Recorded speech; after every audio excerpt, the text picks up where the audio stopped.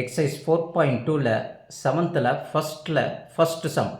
Draw a triangle x by z given that x y equal to 6.4 cm and zy equal to 7.7 cm and xz equal to 5 cm அப்படின்னு கொடுத்துருக்காங்க. அந்த சம்மில் என்ன கொடுத்துருக்காங்களோ அதை இங்கே எடுத்து எழுதிக்கணும். First a triangle x by z xy equal to 6.4 cm xy equal to 7.7 cm and xz equal to 5 cm. இப்போ இந்த கொடுத்துருக்கிற சம்மில் பொறுத்த வரைக்கும் மூணுமே என்ன செய்யுது, சைடு அப்படின்னு கொடுத்துருக்காங்க.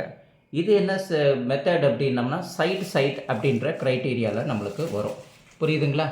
நம்ம இங்கே பார்க்குறோம் இல்லைங்களா, சைடு காங்க்ருவன்ஸ் க்ரைட்டீரியனில் வருது. மூணு சைடும் சைடு கொடுத்துட்டு அதை வரைய சொல்லுவாங்க. இப்போ கிவன் என்ன எழுதியிருக்கோமோ அதுக்கு ஆப்டாக நம்ம என்ன செய்யணும், ஒரு ரஃப் டயக்ராம் ஒன்று வரைஞ்சிடணும். புரியுதுங்களா? ரஃப் டயக்ராம் அப்படின்னா நம்ம ரஃபாக போடக்கூடியது. எக்ஸ் ஒய் இசட் அப்படின்ட்டு பேஸ் இருக்கிற மாரி பார்த்துக்கிட்டு நம்ம அதுக்கு வரைஞ்சிக்கணும். இப்போ base X Y equal to 6.4 இல்லைங்களா, இதுதானே பேஸு. நம்ம இதை வச்சு தானே வரைய முடியும், எப்போ பேஸ் இல்லாமல் நம்ம வரைய முடியாது இல்லைங்களா. அப்போ 6.4 சென்டிமீட்டர் இருக்கிற மாரி எக்ஸ் ஒய் இசட் அப்படின்னு போட்டுக்கிட்டோம். இங்கே X Y equal to 6.4 centimetre போட்டுக்கிட்டோம். ஒய் இசட் அது 7.7 சென்டிமீட்டர் போட்டோம். எக்ஸ் இசட் எவ்வளவு 5 சென்டிமீட்டர் அப்படின்னு நம்ம ரஃப் டயக்ராம் போட்டுட்டோம். ரஃப் டயக்ராமுக்கு நம்மளுக்கு 1 மார்க் கிடைக்கும். அடுத்தது நம்ம வரையக்கூடியது வந்து ஃபேர் டயக்ராம். இதை எப்படி வரைகிறதுன்று இப்போ நம்ம பார்க்க போகிறோம். இப்போது அங்கே பேஸ் என்ன கொடுத்துருக்காங்க, X Y equal to 6.4 centimetre. அதை நம்ம என்ன செஞ்சிடணும், இதுமாரி ஸ்கேல் ஒன்று எடுத்துக்கிட்டு இங்கேருந்து ஸ்டார்ட் பண்ணணும். 1லேருந்து ஸ்டார்ட் பண்ணக்கூடாது. ஸ்கேலில் மெஷர்மெண்ட் எடுக்கும்போது ஆல்வேஸ் 1லேருந்து to 6.4. புரியுதுங்களா? இதுதான் இதோட மெஷர்மெண்ட் நம்மளை பொறுத்த வரைக்கும் இல்லைங்களா. அதை நம்ம போட்டுட்டோம். 6.4 சென்டிமீட்டர் நம்ம வரைஞ்சிட்டு அதை எக்ஸ் அப்படின்றது மென்ஷன் பண்ணிடுறோம், இதை ஒய்ன்றது மென்ஷன் பண்ணிடுறோம், இது 6.4 சென்டிமீட்டர் அப்படின்றது மென்ஷன் பண்ணிடுறோம்.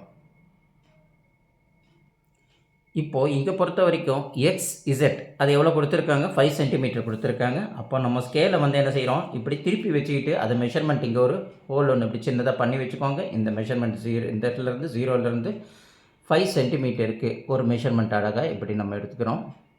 ஓகேங்களா? பர்ஃபெக்டாக வரும், நம்மளுக்கு 1 மில்லிமீட்டர் தவறாமல் கரெக்டாக வரும்.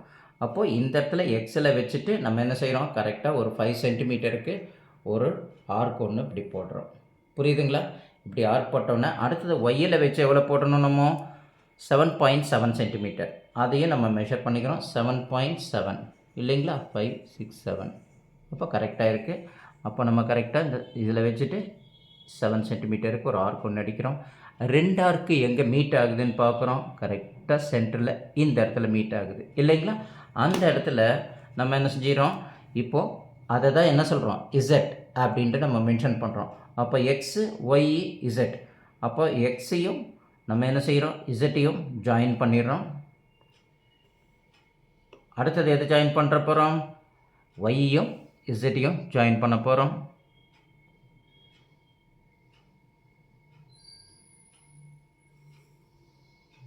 அவ்வளோதான். இப்போ நம்ம வரைஞ்சதுக்கப்புறம் நம்ம என்ன செய்கிறோம், மென்ஷன் பண்ணிடுறோம். இது எவ்வளோ வருது நம்மளுக்கு, 6.4 சென்டிமீட்டர் மென்ஷன் பண்ணிட்டோம் இல்லைங்களா, எக்ஸ் ஒய். இப்போ ஒய்இசட் எவ்வளவு, 7.7 சென்டிமீட்டர் அப்படின்னு நம்ம எழுதிக்கிறோம். இது எவ்வளவு, 5 சென்டிமீட்டர் அப்படின்ட்டு நம்ம எழுதிடுறோம். ஸோ இதை அழகாக நம்ம முதல்ல புரிஞ்சுக்கிறோம். எப்படி 6.4 சென்டிமீட்டருக்கு ஒரு லைன் வச்சு நம்ம கரெக்டாக மெஷர் பண்ணி அங்கே மெஷர் பண்ணி எக்ஸ் ஒய்யும் வரைஞ்சிட்டோம். அதுக்கப்புறம் எக்ஸிலேருந்து ஒரு 5 சென்டிமீட்டருக்கு நம்ம ஒரு ஆர்க் ஒன்று போடுறோம். அதேமாரி ஆர்க்கை வந்து என்ன செய்கிறோம், நம்ம 7.7க்கு இங்கே வச்சு நம்ம 7.7க்கு மேலே ஒரு ஆர்க் ஒன்று போடுறோம். 2 ஆர்க்கு எங்கே மீட் ஆகுதோ அந்த ஜங்ஷனை தான் நம்ம ஜெட்டுன்னு மென்ஷன் பண்ணிவிட்டு அந்த ஜெட்லேருந்து எக்ஸையும் ஜெட்லேருந்து ஒய்யையும் நம்ம கனெக்ட் பண்ணிட்டோம்னா நம்மளுக்கு எக்ஸ் ஒய் இசட் ரெக்யர்மெண்ட் டயாங்கிள் நம்மளுக்கு கிடச்சிச்சு. புரியுதுங்களா? இப்படி தான் நம்ம டயக்ராமை முதல்ல புரிதலை கொண்டுட்டு வரணும். இதுக்கு அழகாக நீங்கள் என்ன செய்யணும், ஸ்டெப்ஸ் எப்படி வரைஞ்சோன்றது ஸ்டெப்ஸையும் போட்டுருங்க. ஃபுல் 8 மார்க்ஸ் உங்களுக்கு கிடைக்கும். புரியுதுங்களா? புரியலன்னா ஒரு தடவைக்கு 2 தடவை வீடியோ அழகாக போட்டு பாருங்கள். புரிஞ்சதுக்கப்புறம் நீங்கள் என்ன செய்யுங்க, நீங்கள் ஒரு 5 வாட்டி ப்ராக்டிஸ் பண்ணுங்கள். அதுக்கப்புறம் நீங்கள் எக்ஸாமில் போய் போடுங்க. கண்டிப்பாக ஃபுல் மார்க் உங்களுக்கு கிடைக்கும்.